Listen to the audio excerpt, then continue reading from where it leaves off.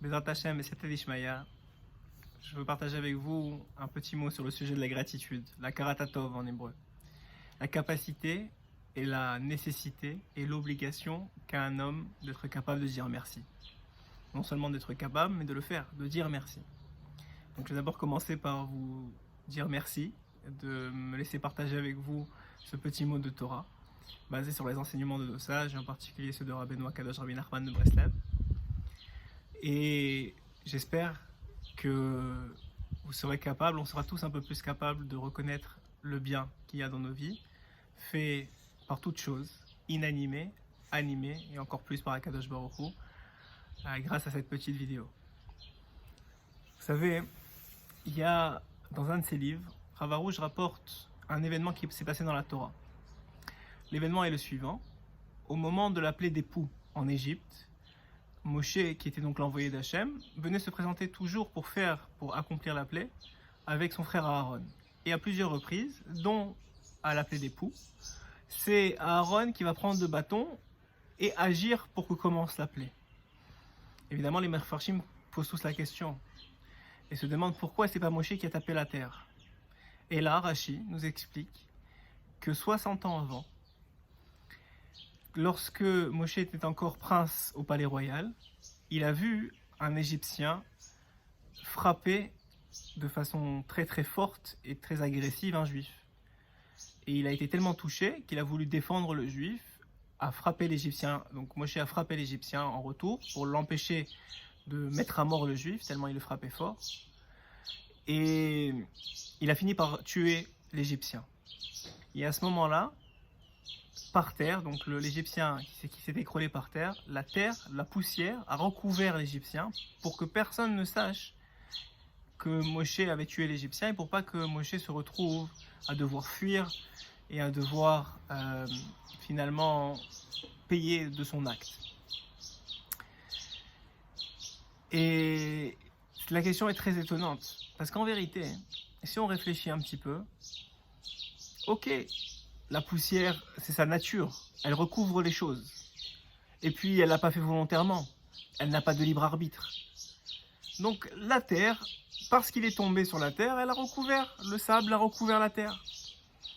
Pourquoi, 60 ans plus tard, Hachem dit à Moshe, attention, la terre t'a fait une tova. Elle t'a fait du bien il y a 60 ans. Elle a voulu te sauver, même si finalement, Moshe, pour une autre raison qui est écrite dans la Torah, il a dû s'enfuir. Mais elle a voulu te sauver. Et à cause de ça, tu ne peux pas la frapper aujourd'hui. Alors là, l'enseignement est très très très très fort. En réalité, la Torah nous apprend que quoi que ce soit qu'on t'ait fait de bien, tu dois avoir en toi la capacité de dire merci, non seulement de dire merci, mais d'en t'en rappeler toute ta vie. Dans Sefer Hamidot, il est écrit la chose suivante de Rabbi Nachman de Breslev: ne méprise pas l'homme duquel tu as profité, ne serait-ce qu'une seule fois. C'est-à-dire que si un homme t'a fait du bien une seule fois dans ta vie, ça suffit pour que tu lui reconnaisses la Hakarat-Tov, lui reconnaisses le bien qu'il t'a fait pour l'éternité. Pour l'éternité. Si déjà, face à quelque chose qui n'a pas de libre arbitre et qui est inanimé, Hachem te dit, tu sais quoi, il t'a fait du bien, tu dois faire attention. À plus forte raison les hommes, même quelqu'un qui t'a fait une seule tova, à plus forte raison ta femme ou ton mari, qui ne cesse de te faire des tovas. Et vous me direz, mais c'est normal, c'est ma femme, c'est mon mari, elle s'occupe des enfants, oui, il travaille, c'est normal, c'est sa responsabilité dans le couple. Sachez que vous vous trompez, même sur les choses qui sont censées être normales et qui sont la responsabilité de l'autre de faire. C'est quand même le bien que tu as reçu que tu dois reconnaître, et pas par rapport à l'obligation de l'autre qu'il avait de faire. C'est-à-dire qu'en réalité, la capacité de l'homme doit être par rapport au bien qu'il a reçu. Pas parce que l'autre il l'a fait par intérêt personnel, ou parce qu'il était obligé, ou parce que finalement c'est son devoir de le faire. Ça ne rentre pas en compte. C'était la nature de la terre de recouvrir. Et elle n'a rien fait, finalement. Et pourtant, il fallait lui reconnaître. Il fallait lui reconnaître cette tova-là. Moshe devait lui reconnaître cette tova-là. Et deux raisons sont apportées pour cela. La première raison qu'on est obligé, qu'on doit travailler sur cette mida-là, d'être capable de dire merci, c'est que Rabbeinu explique qu'on a un cœur de pierre.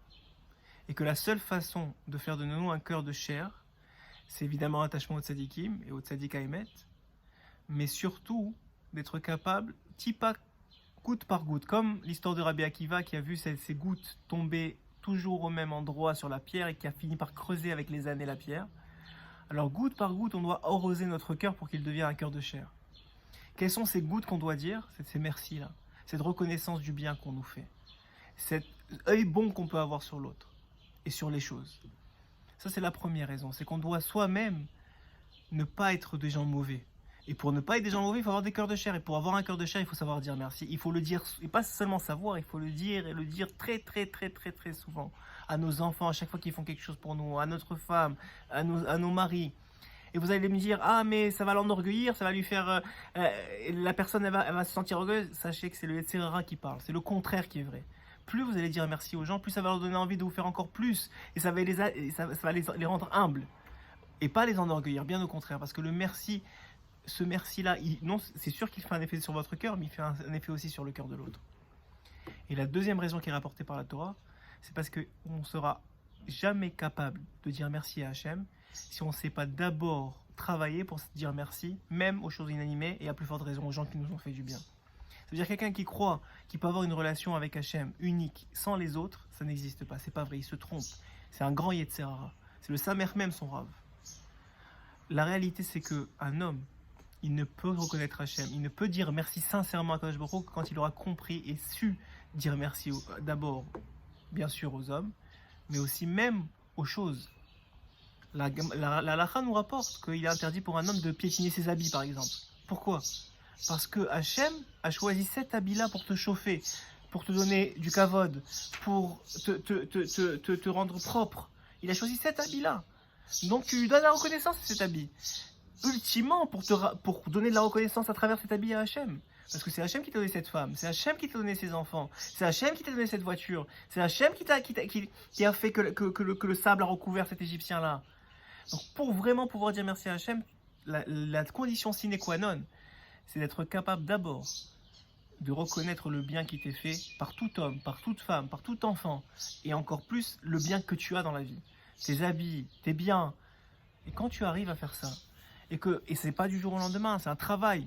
C'est un travail, il faut dire merci même quand on n'a pas envie.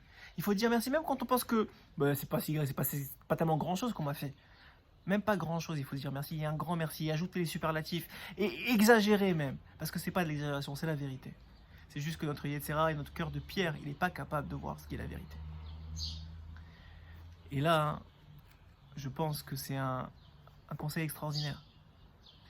De s'habituer à dire merci aux autres, à dire merci pour chaque chose, à dire merci au goïm lorsqu'il t'ouvre une porte, lorsqu'il te rend service, à dire merci même si tu dis pas merci à ton habit, mais ton comportement vis-à-vis de l'habit, vis-à-vis de tes biens, pas parce que tu es omnibulé par tes biens, simplement parce que tu as compris que c'est Hachem qui te les a donnés pour qu'ils te soient utiles, pour faire ton tikkun dans le monde, pour pouvoir te réparer.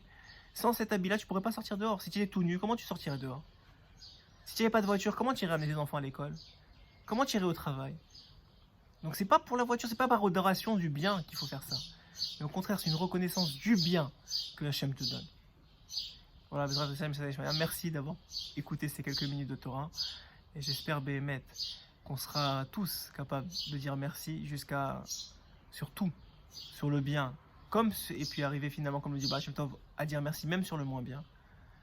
Et à ce moment-là, et ça c'est une ségoula extraordinaire que Rabbi Nachman explique, quand quelqu'un il est capable de dire merci sur ce qui paraît mauvais, il transforme la chose, elle deviendra bien. Voilà beaucoup de bien à regarder.